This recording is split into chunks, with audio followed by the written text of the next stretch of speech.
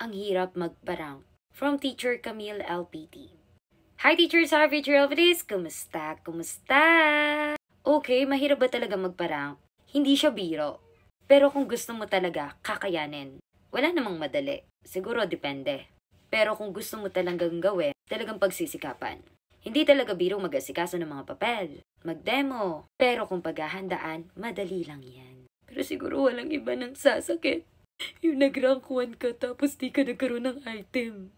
Char. But everything has reason. And now, sabi ko nga sa inyo, at sabi ko nga po sa inyo, isi-share ko naman sa inyo yung mga pertinent papers. Yung mga dapat nating ipasa. At ayun nga, ang daming nagtatanong, Ma'am, ano po ba yung Facebook mo? Ma'am, nawawala po yung Google Drive link. Hindi po totoo yun. At ito na nga, isi-share ko na. Ang tagal ko nang shinare, di lang kayo nanonood.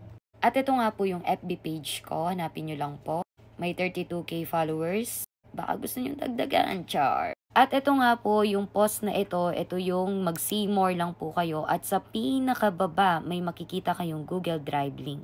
At yan nga, pagkapindot. At pagbukas nyo, ito yung makikita ninyo. Pindutin nyo lang po itong ranking pertinent papers. And by the way, hindi nyo na po kailangan mag-request kasi anyone with the link naman po ito. Hindi ko po siya ginawang private para po makakuha kayo ng copy. Pero hindi po kayo pwede maging editor kaya ang dapat nyong gawin ay mag-download na lang po.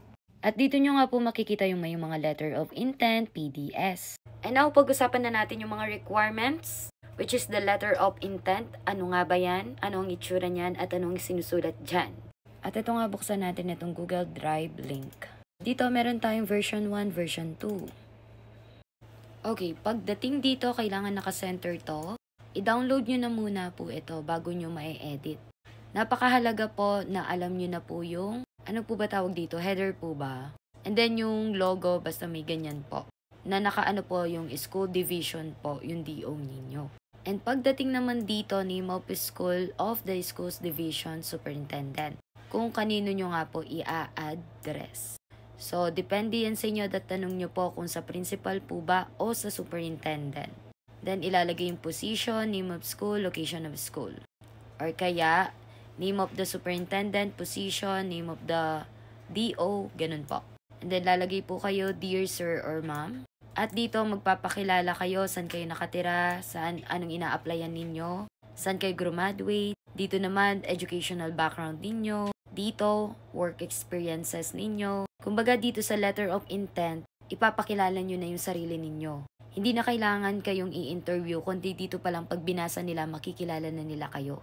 And ito, attached herewith are my relevant documents. So, yan, nagpapasalamat ka and hoping for favorable response. And then, sincerely, name of the applicant. So, yung iba, code, minsan, pangalan. So, pwede kayong magtanong sa DO ninyo or during the orientation.